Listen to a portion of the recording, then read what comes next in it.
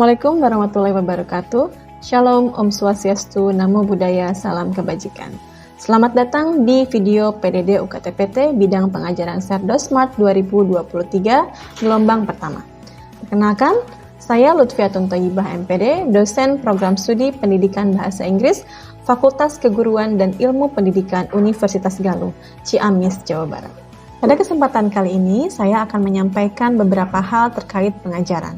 Antara lain, mata kuliah yang saya ampu sebagai dosen di program studi pendidikan bahasa Inggris, metode perkuliahan yang saya terapkan ketika pengajaran, penjelasan RPS mata kuliah Language Testing and Assessment, video kegiatan perkuliahan pada mata kuliah Language Testing and Assessment. Saya mengampu beberapa mata kuliah baik di semester gasal maupun di semester genap.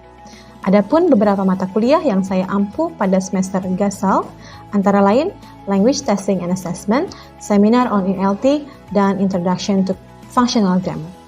Sedangkan mata kuliah yang saya ampu pada semester genap antara lain Systemic Functional Linguistics, Introduction to Paragraph Writing, dan Language Material Evaluation and Development.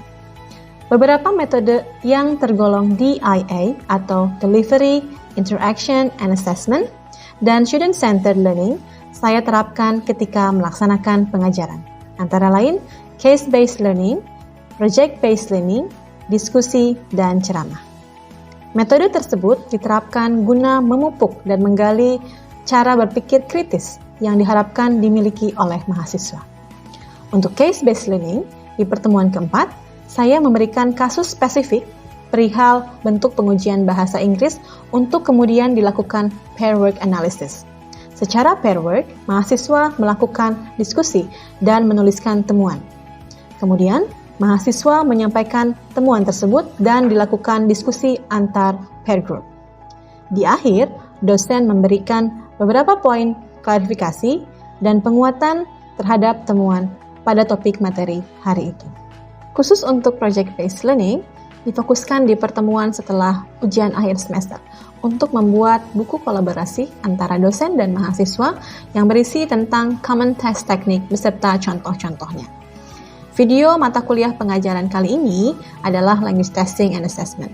Mata kuliah ini merupakan mata kuliah wajib pada semester 5 yang memiliki bobot 3 SKS. Mata kuliah ini memberikan teori dan praktik pengujian dan penilaian bahasa yang terdiri dari konsep dan prinsip-prinsip penilaian bahasa, merancang tes bahasa di kelas, tes standar, menilai 4 keterampilan bahasa, alternatif dalam penilaian, dan evaluasi siswa.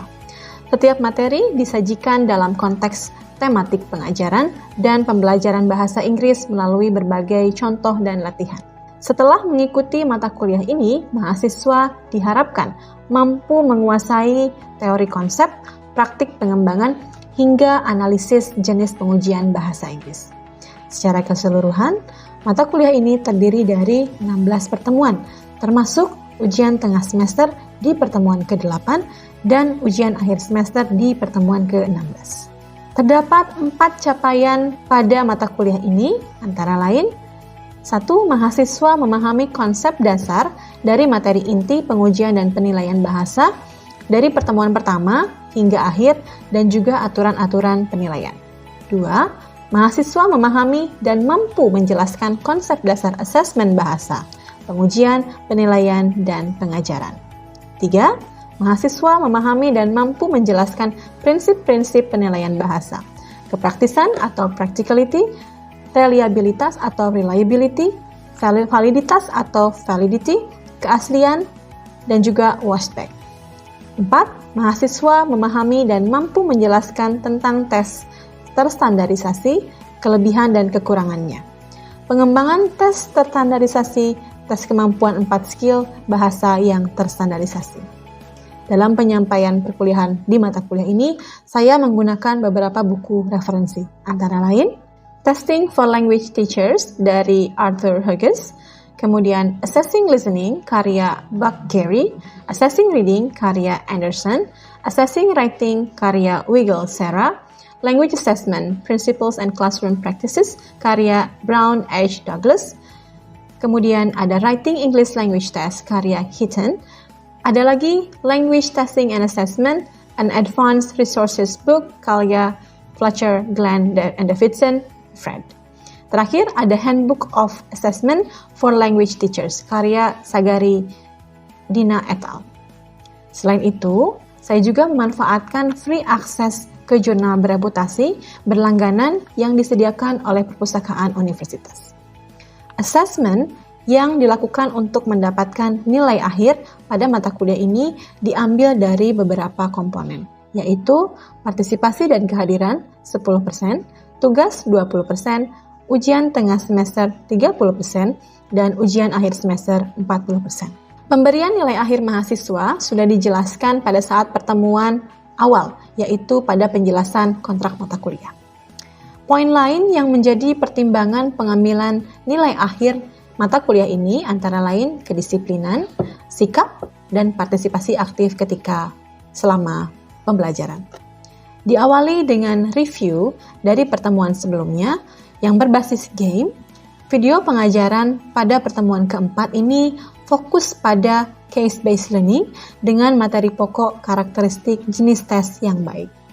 Berikut saya akan menyampaikan video pembelajaran pada pertemuan keempat, mata kuliah Language Testing and Assessment. Selamat menyaksikan, terima kasih. How's it going? Gimana kabarnya? Yeah. So before we talk about our fourth meeting, this one is going to be our fourth meeting, right? On the course of language testing and assessment, we are going to refer to the previous meeting's topic. It's about, do you remember? Kind of testing or kind of test. Yeah. Just to remind you about the previous meeting's topic, let's have some simple questions on a simple quiz and topic. Okay, so here we go. Untuk mengingatkan teman-teman perihal mata kuliah yang sebelumnya atau pertemuan sebelumnya, silakan bergabung di kelompok. Okay.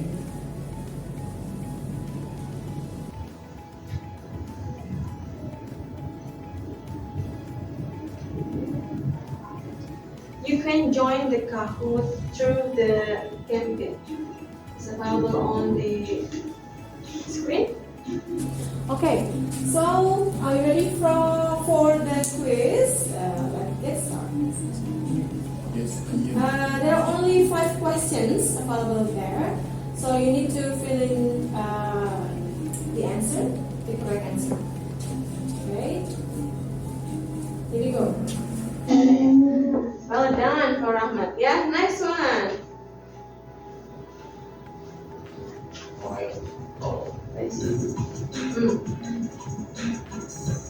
Belongs to, come on, it's so simple, it's very familiar.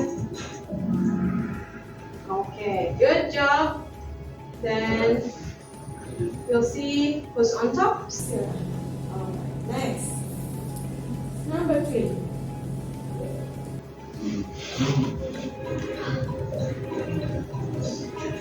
What?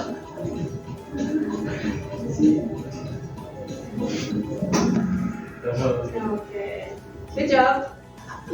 Okay, ada yang betul ya? Okay.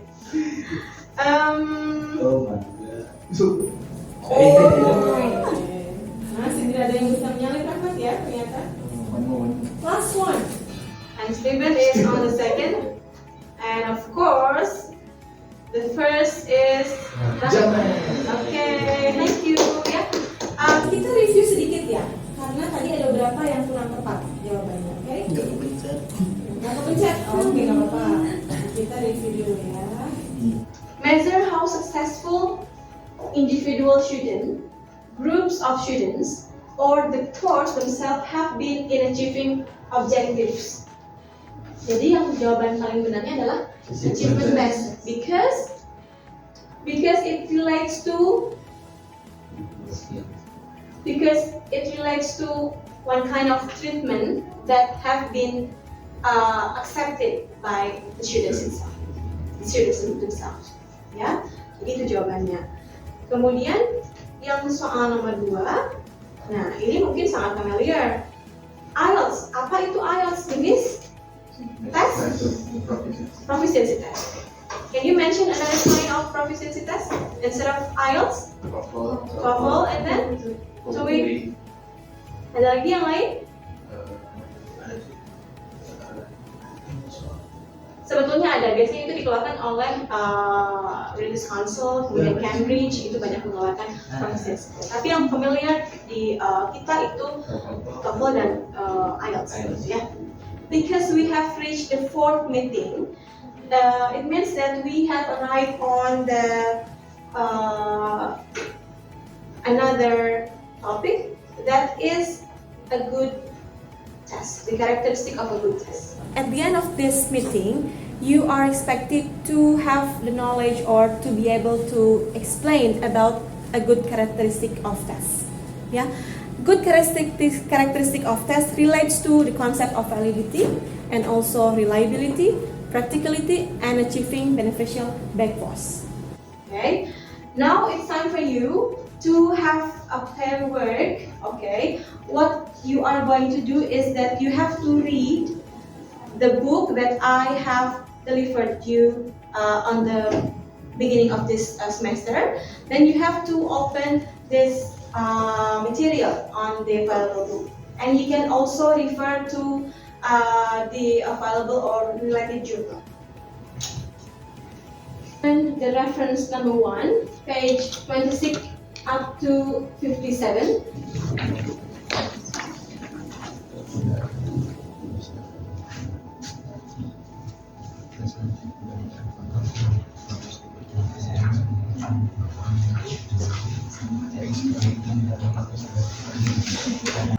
The considering 4 questions on the screen.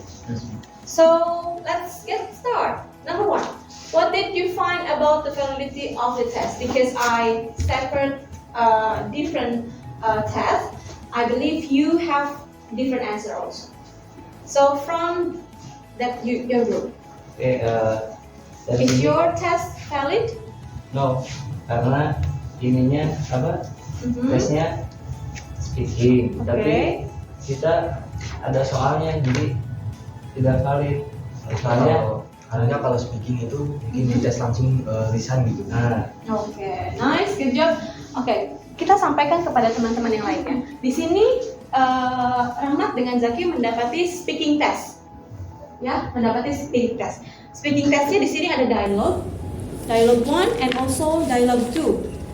Kemudian di akhir itu ada pertanyaan 1 sampai 8. Nah, apakah ini dinyatakan valid? Jawabannya adalah tidak, dan itu benar. Kenapa tidak? Yang namanya speaking test itu harus diteskan if you want to deliver the speaking test. Okay? Let the test speak. Ya, biarkan mereka berbicara. Karena itu mengeteskan apa yang seharusnya diteskan. Ya, jadi ini tidak memiliki apa namanya? Tidak memiliki validity apa? Good job. Content validity. Tidak memiliki content validity. Kalau seperti ini kan terlihat seperti reading, membaca kita. Ya, jadi ini bukan tes yang cukup valid untuk tes speaking. Alright. Good job. And then what about your group? Still the question number 1. What did you find about validity of the test? Jadi di sini setelah kita menganalisis bahwa teks ini tidak valid karena apa? Yang pertama tidak ada specification karena tidak tertuju untuk siapa dan bagaimana kejelasannya, dan juga tidak ada scoring karena tidak jelas ini dalam satu nomornya mempunyai berapa skor dan dengan soal yang berbeda-beda. Langsung choose the right answer by crossing A, B, C, or D. Tidak jelas peruntukannya soal ini untuk siapa, kemudian kapan pelaksanaannya, berapa lama waktu yang dibutuhkan, gitu ya. Jadi tidak ada untuk level apa. Ini adalah specifications yang hilang. Jadi tes ini juga kurang valid. Oke. Kemudian tadi betul tambahannya adalah scoring. Kita tidak bisa, sebetulnya siswa atau testi atau yang mengerjakan soal itu mempunyai hak untuk memiliki informasi tentang jumlah skor yang akan mereka dapatkan di setiap nomornya, ya. Jadi kalau tidak ada informasi demikian, itu juga mengurangi tingkat kevalidan satu tes. Oke, bisa dipahami ya? Bisa. Kita lanjut dengan yang kelompok berikutnya. Dari levelnya apa, ada scoringnya segala macam, ada instruksinya juga, petunjuk umum dan lain-lain. Cuman di dalam contoh yang kami dapatkan ini tuh kekurangannya itu cuma satu, di phase validity. Oke, apa itu phase validity? Di sini bisa lihat kalau di halaman ini tuh 3, benar-benar 1, 2, dan 3, tapi tiba-tiba langsung skip. Skip satu halaman. Oke. Dia tidak memiliki phase validity yang cukup baik karena satu halaman itu hilang. Nah, ini bagian dari validity yang harus dicek juga. Biasanya di awal memberikan soal, guru itu suka memerintahkan siswanya untuk silakan dicek kelengkapan soal, begitu kan? Betul. Nah, itu kalau dari teori bahasa itu adalah untuk mengecek phase validity. Apakah nanti teksnya juga terbaca? Ada yang fontnya itu terlalu besar atau terlalu kecil? Biasanya sih terlalu kecil ya. Kalau terlalu besar itu tidak jarang terjadi. Kalau terlalu kecil itu bisa bermasalah. Kalau misalnya juga halamannya berbeda dengan halaman soal dengan halaman teks yang dirujuk itu berbeda juga, biasanya terlalu memusingkan si testinya. Teksnya di halaman ini, soalnya di halaman ini, harus bolak-balik terus mengecek soal dan teks. Itu juga akan mengurangi phase validity. Oke. Kemudian yang kedua, nah, is the test reliable? Apakah tesnya reliable? Sesuai dengan bacaannya? Menurut saya cukup reliable karena apa? Seperti contoh di sini salah satunya urutan nomor yang sudah terurus dengan rapi. Good job. Ada lagi tambahannya? Oke, saya menambahi sedikit, betul sekali. Tes ini cukup reliable tadi yang sudah dicontohkan oleh kelompok 2. Benar karena urutan nomornya juga sudah oke. Ini hanya tadi kekurangan sedikit di level yang validity. Ya. Go on to the next question. Is the test practical to be used? Yes, menurut kami berdua, menurut kami, tes ini cukup praktikal. Terlepas dari kesalahan-kesalahan yang terjadi, jika bisa dibenerin gitu, mungkin bisa dipakai untuk tes. Tesnya cukup praktikal. Oke. Harusnya sekarang itu udah zamannya teknologi ya, bisa lebih ke arah digital mungkin. Kalau misalnya tadi kan kalau misalnya ada apa yang salah bisa dibenerin, nah kalau dibenerin kan harus keluar uang, ngeprint dan So lain-lain. it's not practical Kayak ya. ini nggak praktikal. Sedangkan kalau digitalisasi di secara online atau media online yang kayak gitu, ya ngerubahnya gampang, tinggal ngetik doang. Cuman paling kelemahannya ya bisa cheating. Betul sekali. Oke, thank you tambahannya ya. Saya menambahi sedikit lagi juga tentang practicality dari satu tes. Nah, tadi mungkin yang diutarakan oleh saudara Alif itu sudah oke, karena tidak terlalu praktikal karena sekarang zamannya sudah semuanya digital gitu ya. Tapi kemudian kita harus consider juga jenis tesnya seperti apa, test takernya siapa, ya kan? Kalau test takernya SD misalnya, apakah itu mungkin dilakukan digital pakai gadget masing-masing? Tidak mungkin juga kan? Nah, kalau itu mungkin dilakukan ke level SMA itu sangat memungkinkan. The last one, is it achieving beneficial backwash? Beneficial? Apa ya? Kadang itu di dalam ujian yang kayak gini tuh isi soalnya itu nggak sesuai dengan materi yang udah kita pelajari sebelumnya gitu. Kadang ada materi yang dikasih sama guru atau dosen itu apa, yang dikasih malah apa gitu. Jadi malah bikin bikin pusing ke siswanya gitu. Kalau menurut saya. Okay, so sometimes it could be beneficial backwash and it could be harmful backwash. Okay, thank you. Now it's time for me to clarify the points that you have discussed with your friends, with your pair. Ya, back to our PowerPoint here. Sudah baca, kemudian tadi contohnya juga sudah bisa diungkapkan maksudnya apa dari validity itu. Betul sekali, validity itu satu tes dinyatakan valid itu jika measure accurately what is intended to measure. Ya, jadi jika memang tujuannya adalah mengeteskan apa, kemudian soalnya juga sama mengeteskan apa, itu sudah memiliki konsep validity. Oke. Nah,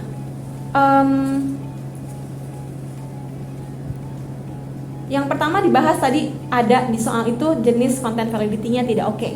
Ya, kenapa? Betul sekali saya tambahi di sini, the content of the test constitutes a representative sample of the skills it is supposed to measure. Jadi, kalau memang tesnya speaking, if you want to deliver speaking test, let them speak.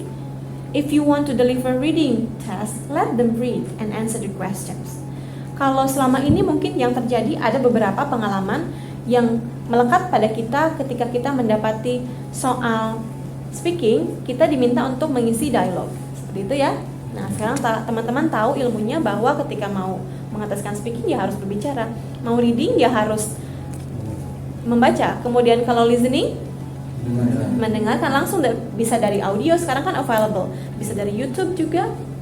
Ya. Kalau dulu mungkin masih terbatas dari sources-nya, tapi kalau sekarang itu sangat bisa dimaksimalkan sources. Oke. Berikutnya adalah criterion related validity. Oke. Ini ada dua. Yang pertama ada concurrent validity, kemudian yang kedua adalah predictive validity. Concurrent validity ini contohnya adalah oral exam yang long versus short. Yang namanya concurrent validity itu biasanya seperti ini. Tes itu misalnya tes speaking dalam kurun waktu yang lama dan kurun waktu yang singkat itu harus memiliki skor yang sama dengan orang yang sama. Kalau itu skornya mereka sama yang didapat, berarti concurrent validity-nya sudah oke. Tapi ketika misalnya dan itu juga harus dipersiapkan testinya ya, siswanya atau yang tesnya memiliki standar kondisi yang sama ketika melaksanakan tes yang short dan yang long. Kemudian predictive validity. Apa yang dimaksud dengan predictive validity? Itu degree of to which a test can predict candidates' future performance. Misalnya ini relates dengan proficiency test. Ya, di proficiency test itu biasanya ada range score. Oke.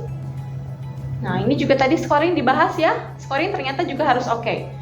Yang memiliki hak untuk menilai itu ideally kalau untuk achievement test itu mungkin guru.